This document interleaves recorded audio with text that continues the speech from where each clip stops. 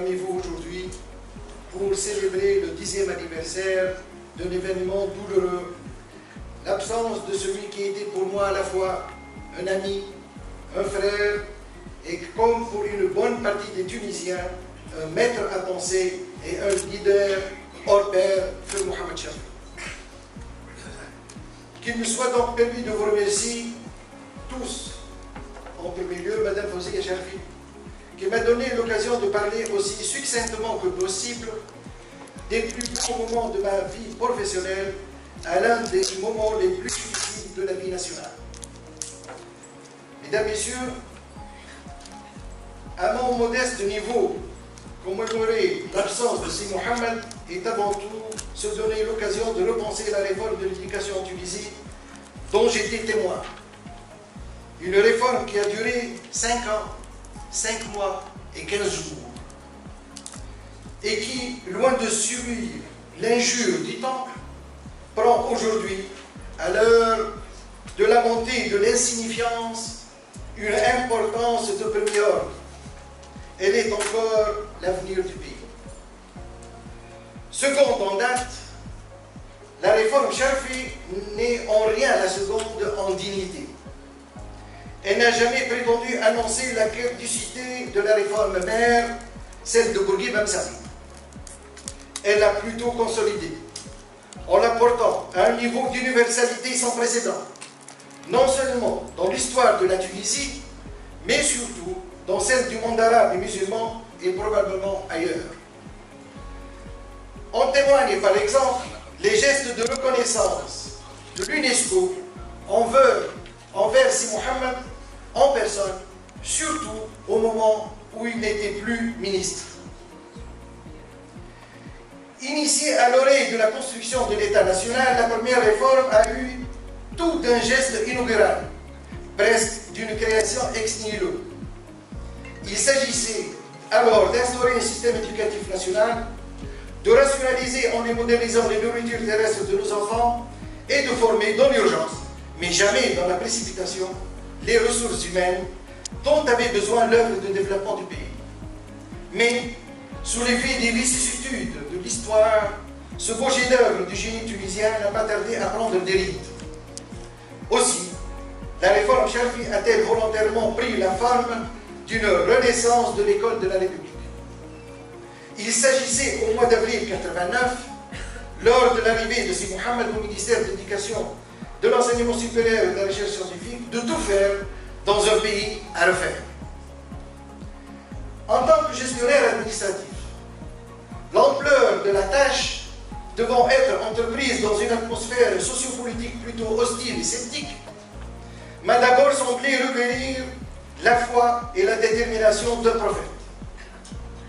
Mais, chemin faisant et sans tarder, à mon grand bonheur, je découvre un homme qui avait discrètement tout d'un héros. Un héros dont la force réside dans sa capacité à mobiliser les hommes et les femmes, à leur donner goût au travail, à l'abnégation, au sacrifice. Meneur d'homme, Si Mohamed avait donc tout un politicien de taille. C'est très probablement cette qualité majeure que ses adversaires de toute acabit, d'historiens, opportunistes et surtout islamistes, ne lui ont jamais pardonné. À cela s'ajoute une maîtrise technique infaillible que son équipe, elle, a toujours admirée. Chaque fois que nous avons eu, à titre d'anecdote, l'humble impression de proposer un texte fidèle et à sa pensée et juridiquement solide, Si Mohamed nous surprenait avec une finition et une finesse dignes des plus grandes figures de l'administration du pays. Contre vents et marées, Si Mohamed a préféré ne jamais s'avancer masqué. Il a dit aux Tunisiens ce qu'il fallait faire. S'ils voulaient tarir les sources du fanatisme, du dogmatisme et de l'embrigadement idéologique devant conduire un jour fatalement au terrorisme.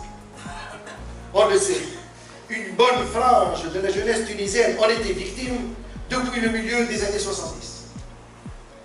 Voilà ce qui requiert une refonte radicale du système éducatif tunisien.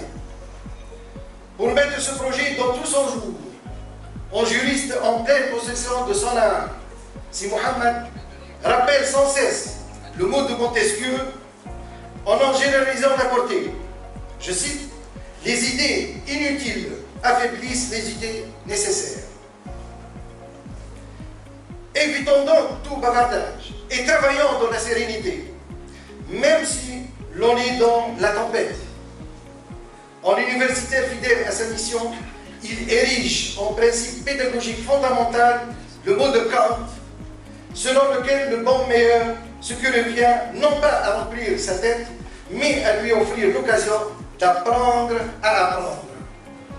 C'est pourquoi l'alinéa 5 de l'article 1er de la loi de 91 ordonne, je cite, d'offrir aux élèves le droit à l'édification de leur personnalité et de les aider à accéder par eux-mêmes à la maturité. Pour Si Mohammed, défenseur des droits de l'homme, ce principe pédagogique traduit l'exigence d'un système éducatif rationnellement construit. Bien comprise, l'éducation doit être institutionnellement un droit universel et gratuit. On a donc commencé par instaurer l'enseignement de base obligatoire jusqu'à l'âge de 16 ans. De même, par définition, une éducation bien pensée et, de part en part, une éducation à la liberté. Or, pluriel quant à ces manifestations, la liberté est une quant à son essence. Elle est l'essence de l'humain. On ne saurait penser l'homme que comme un être libre. Dans cette perspective, la réforme Sharifi a pris trois dimensions fondamentales qui recouvrent trois sphères homocentriques de l'existence humaine, de la liberté humaine. Éduquer, c'est à la fois créer l'homme dans l'universalité de son concept, éduquer l'homme citoyen et former l'homme citoyen, force productive. Dans la première sphère, il s'agit de créer l'homme indépendamment de toute détermination empirique, de tout ancrage géographique et de toute attache anthropologique, linguistique ou confessionnelle. Dans la seconde, il s'agit d'éduquer l'homme citoyen en tant que sujet des droits et des devoirs civiques, appelé à vivre dans une société qui s'est inscrite officiellement et solennellement dans un avenir démocratique, promesse, hélas, vite trahie. À n'en pas douter, feu Mohammed Sharifi n'était ni crédule ni imprudent. Du fait que rien ne lui était refusé, il en déduisait constamment qu'il fallait aller de l'avant, me répétant sans cesse que s'agissant du devoir national, il vaut mieux toujours s'user que se rouiller. Dans la troisième sphère, il s'agit de former l'homme citoyen force productive, l'homme bien préparé à gagner son pain à la sueur de son front, réquisite fondamental de toute prétention à l'autonomie, à la liberté effective. C'était la Commission nationale de la réforme éducative qui incomba la tâche de repenser le système éducatif autour de ces trois principes. Ouverte à toutes les parties concernées par une réforme par définition républicaine et d'envergure nationale, la Commission fut le théâtre d'un débat approfondi, aboutissant à terme à un consensus nécessaire. Celui de l'existence de liens organiques entre l'homme avec grand H, citoyen du monde, et l'homme comme agent économique et sujet politique.